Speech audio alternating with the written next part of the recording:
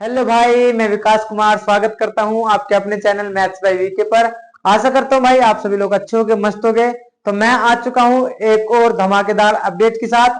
आप बोर्ड पे पीछे लिखा देख रहे होंगे, ग्रुप डी वैकेंसी आउट। ठीक है भाई, तो हाँ भाई, ग्रुप डी का जिसको बहुत सालों से इंतजार था, यानी कि 5-6 साल के बाद ये वैकेंसी आ रही है और 6 साल के बाद इसका सबको वेट था बेसब्री से। तो भाई वो दिन आ चुका है कि भाई ग्रुप डी की वैकेंसी हमें देखने को मिल रही है। कुछ दुख की बात है कि जितनी आनी चाहिए थे उतनी तो वैकेंसी नहीं आ रही, पर हाँ कुछ कुछ जो वैकेंसी पहले बता रहे थे कि 32,000 के समथिंग आ रही है, लेकिन अब वो वैकेंसी थोड़ी बढ़ चुकी है। ठीक है, सब चीज मैं आपको इस वीडियो में इसकी डिटेल देने वाला, स्टेप बाय स्टेप।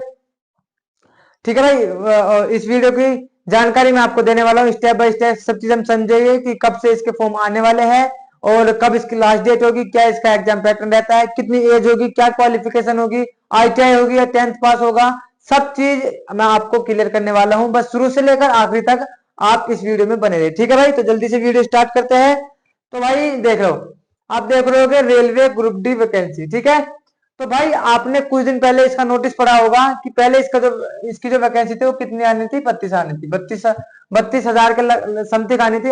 और उसके बाद आप देख रहे होगे कि इसकी जो वैकेंसी बढ़कर कितनी हो गई, आपकी जो इसकी वैकेंसी बढ़कर कितनी हो गई, 58,242 हो गई। ठीक है, इसकी वैकेंसी बढ़कर कितनी हो गई, 32,000 से 58,242। ठीक है, आप इस स्क्रीनशॉट में देख भी रहोगे कि ये वैकेंसी बढ़कर कितनी हो चुकी है, 58,242। ठीक है, पहले देखो आप इसमें लिखा है कि बढ़ सकती है पदों की संख्या, पदों की संख्या कितनी बढ़ सकती है, लेकिन पहले 32,000 थी। अब देखो फिर आगे लिखा है कि 1 लाख से ज्यादा पद रिक्त, 1 लाख से ज्यादा पद रिक्त। और भाई आप देखो, मैंने इस वाले स्क्रीनशॉट में क्या लिखा है कि आरआरबी 58,242 पद, आरआरबी 58,242 पद। ठीक है भाई, तो भाई ये मैंने आपको समझा दिया है कि वैकेंसी बढ़ने के चांस है। ये भी भाई बिल्कुल जो है 58,242, ये भी टेंटेटिव वैकेंसी है, ये भी बिल्कुल निश्चित नहीं है कि हाँ भाई इतनी आएगी, क्योंकि 23 जनवरी से इसके फॉर्म आने वाले हैं। उससे पहले कोई नोटिस आएगा तब ये क्लियर होगा कि कब इसकी वैकेंसी कितनी होगी।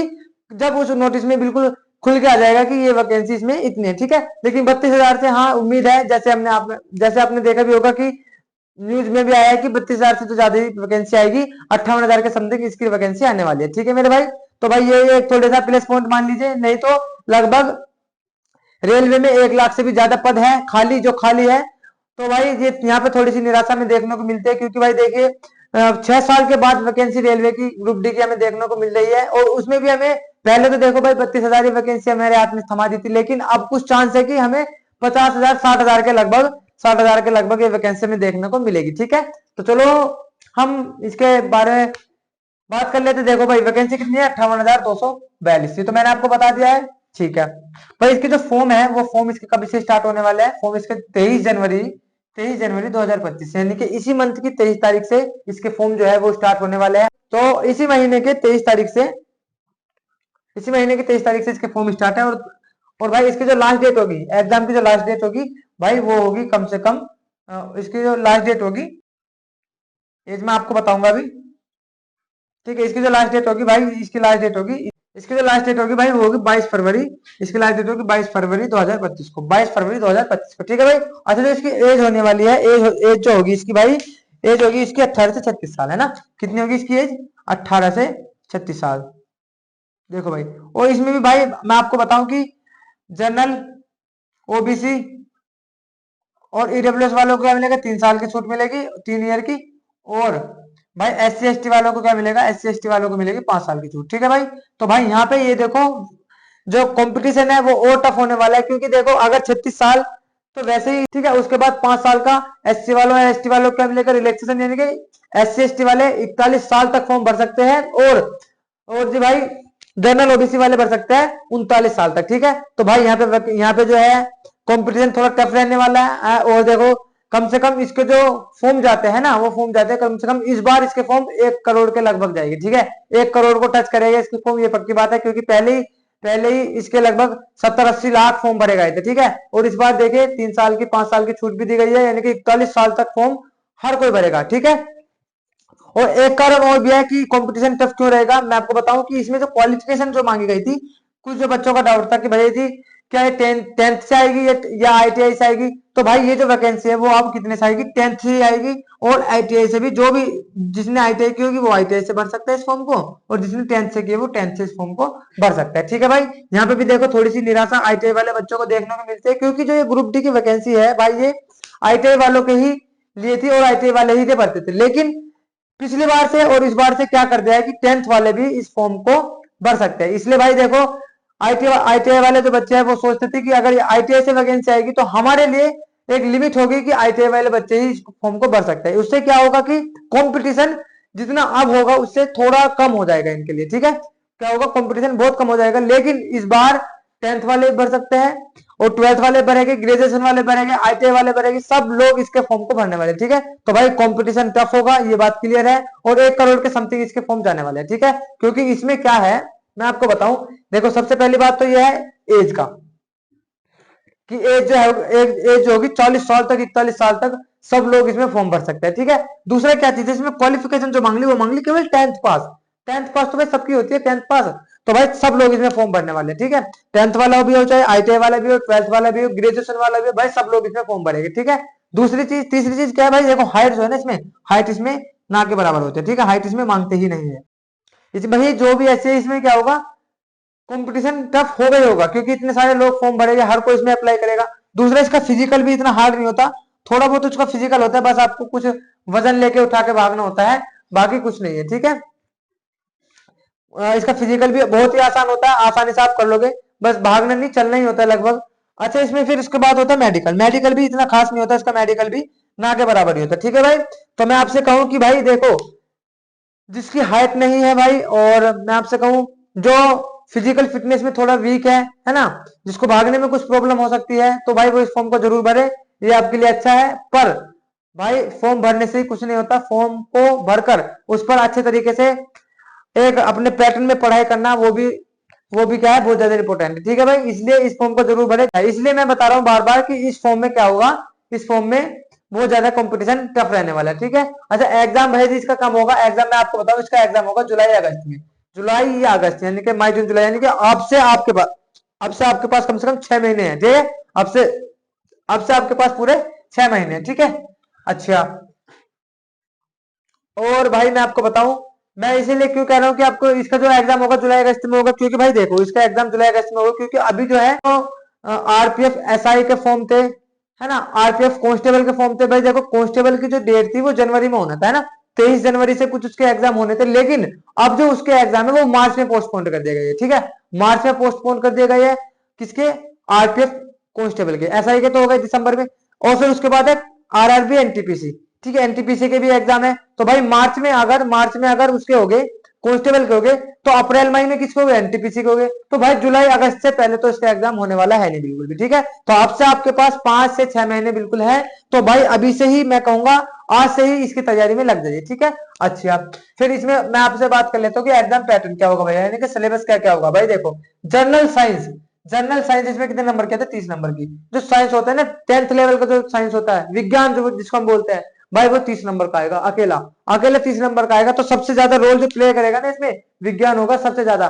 जो साइंस होगी, जिसकी साइंस अच्छी होगी बढ़िया तरीके से, वो इस एग्जाम को अच्छे से पार कर जाएगा। ठीक है भाई, अच्छा, मैथ्स जो है भाई, मैथ पूछा जाता है इसमें 25 नंबर का। ठीक है, रीजनिंग भी इसमें 32 नंबर की पूछी जाती है, और भाई GS और करंट अफेयर इसमें 20 नंबर की पूछे, GS और करंट अफेयर को भाई अच्छे तरीके से पढ़ लीजिए, क्योंकि इसमें खोल के दिया गया है कि GS और करंट अफेयर 20 नंबर, और रीजनिंग 25 नंबर, मैथ 25 नंबर, और जनरल साइंस जो है वो 30 नंबर। तो टोटल कितना नंबर का हो जाएगा भाई, ये देखो 25 और 25 50 और 50 100, यानी कि टोटल 100 क्वेश्चन हो जाएंगे। टोटल कितने क्वेश्चन हो जाएगा, 100 क्वेश्चन। कितने मिनट में आपको करने होंगे, एग्जाम टाइम ड्यूरेशन कितना है, 90 मिनट में, यानी कि 1.5 घंटे में आपको ये 100 क्वेश्चन करने होंगे। ठीक है भाई, निगेटिव मार्किंग इसमें कितनी है, निगेटिव मार्किंग इसमें निगेटिव मार्किंग है 1/3 की। निगेटिव मार्किंग किसमें, 1/3 की। देखो एसएससी से भी ज्यादा निगेटिव मार्किंग है इसमें। एसएससी में कितनी होती है, 4/1 की होती है, वो सॉरी 1/4 की। एसएससी में 1/4 की निगेटिव मार्किंग होती है, लेकिन इसमें कितनी है, 1/3 की, है ना। तो भाई देखो एसएससी से भी इसमें क्या है, टफ, एसएससी से भी टफ निगेटिव मार्किंग है, यानी कि 3 नंबर अगर गलत हो गए तो 1 नंबर सही आपका काट लिया जाएगा। ठीक है, सैलरी की बात कर लेते हैं भाई, इसकी सैलरी कितनी होगी।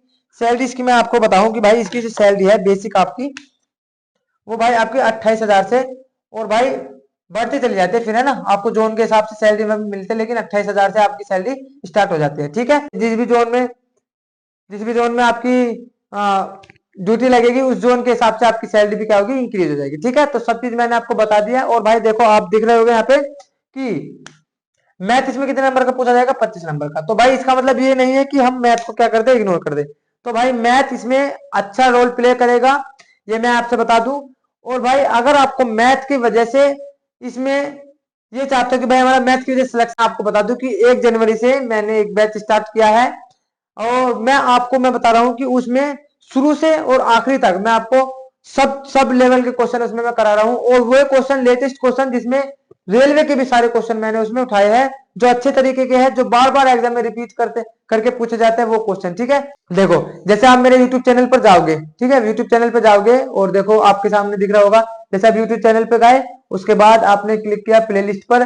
प्लेलिस्ट पे जाकर आपको दिख रही होगी, ये 2 प्लेलिस्ट दिख रही होगी, और 2 ये प्लेलिस्ट है। इस प्लेलिस्ट में आपको ये वाला देखो, ये जो बैच है, ये बैच 1 जनवरी से स्टार्ट हुआ था, और लगभग इसमें परसेंटेज और रेशो खत्म हो चुका है अच्छे तरीके से। तो भाई परसेंटेज और रेशो खत्म हो चुका है, ठीक है भाई। और जो भाई रेलवे एनटीपीसी की तैयारी करना चाहता है, वो देखो इस वाली प्लेलिस्ट को देख लीजिए। मैंने इसमें लगभग 30 क्लासेस ली है, 30 प्रैक्टिस सेट, और अच्छे तरीके से आप इसको बना सकते हैं, ठीक है भाई। इनको आप अगर कर लोगे तो भाई ये वही क्वेश्चन है सारे, NTPC, railway, group D, RPF, सारे वही क्वेश्चन है कि आप इनको आसानी से देख कर जाएंगे तो एग्जाम में अच्छा परफॉर्म करने पाओगे, ठीक है भाई। ये आपको हो गया। और भाई जो भाई चैनल पर नए हैं, प्लीज चैनल को सब्सक्राइब कर लीजिए, और मैं कहूंगा कि आज से ही अपनी पढ़ाई को स्टार्ट कर दीजिए, ठीक है। ठीक है भाई, तो भाई ये सब चीज आपने देख ली होगी, और ये सब चीज मैंने आपको बता ही दिया किस तरीके से आपको तैयारी करनी है। भाई आज से ही लग जाओ। और मैथ की वजह से अगर आपको सिलेक्शन ना रुके तो भाई रोज 6 बजे, शाम को 6 बजे मैथ्स बाय वी के यूट्यूब चैनल पर, इसी पर आपकी मैथ्स की क्लास होती है। बहुत दमदार तरीके से हम मैथ्स को उड़ा रहे हैं, ठीक है भाई। तो ज्यादा से ज्यादा वीडियो को शेयर कीजिए, अपने दोस्तों को पहुंचा दीजिए। और भाई वेट कीजिए किसका, 23 जनवरी का, ठीक है। आप फॉर्म भर लेंगे, उसके बाद अपनी तैयारी को स्टार्ट कर दीजिए, ठीक है भाई। और जो भाई चाहेगा कि हम इसमें अच्छी जॉब ले ले, तो मैं सोचता हूँ कि वो आज से ही अपनी पढ़ाई को रेगुलर कंटिन्यू करेगा, ठीक है। तो भाई आज से ही अपनी क्लासेस में लग जाइए, ठीक है। मैथ्स की हमारी कम से कम 7-8 क्लास हो चुकी है, तो भाई जाके जल्दी से उनको कंप्लीट कीजिए, फिर हमारे साथ साथ हो जाइए, ठीक है। तो भाई ये जानकारी मुझे आपको दे दी थी, मैंने आपको बता दी कि लगभग 7,000 वैकेंसी आने वाली है, ठीक है। तो अपने दोस्तों को शेयर कीजिए। मिलते हैं। जय हिंद। देखो, जैसे आप मेरे YouTube चैनल पर जाओगे, ठीक है, YouTube चैनल पर जाओगे और देखो आपके सामने दिख रहा होगा। जैसे आप YouTube चैनल पे गए, उसके बाद आपने क्लिक किया प्लेलिस्ट पर। प्लेलिस्ट पे जाकर आपको दिख रही होगी, ये 2 प्लेलिस्ट दिख रही होगी, और 2 ये प्लेलिस्ट है। इस प्लेलिस्ट में आपको ये वाला देखो, ये जो बैच है, ये बैच 1 जनवरी से स्टार्ट हुआ था, और लगभग इसमें परसेंटेज और रेशो खत्म हो चुका है अच्छे तरीके से। तो भाई परसेंटेज और रेशो खत्म हो चुका है, ठीक है भाई। और जो भाई रेलवे एनटीपीसी की तैयारी करना चाहता है, वो इस वाले एग्जाम को, वो देखो इस वाले प्लेलिस्ट को देख लीजिए। मैंने इसमें लगभग 30 क्लासेस ली है, 30 प्रैक्टिस सेट, और अच्छे तरीके से आप इसको बना सकते हैं, ठीक है भाई। इनको आप अगर कर लोगे तो भाई ये वही क्वेश्चन है सारे, NTPC, railway, group D, RPF, सारे वही क्वेश्चन है कि आप इनको आसानी से देख कर जाएंगे तो एग्जाम में अच्छा परफॉर्म करने पाओगे, ठीक है भाई। ये आपको हो गया। और भाई जो भाई चैनल पर नए हैं, प्लीज चैनल को सब्सक्राइब कर लीजिए, और मैं कहूंगा कि आज से ही अपनी पढ़ाई को स्टार्ट कर दीजिए, ठीक है।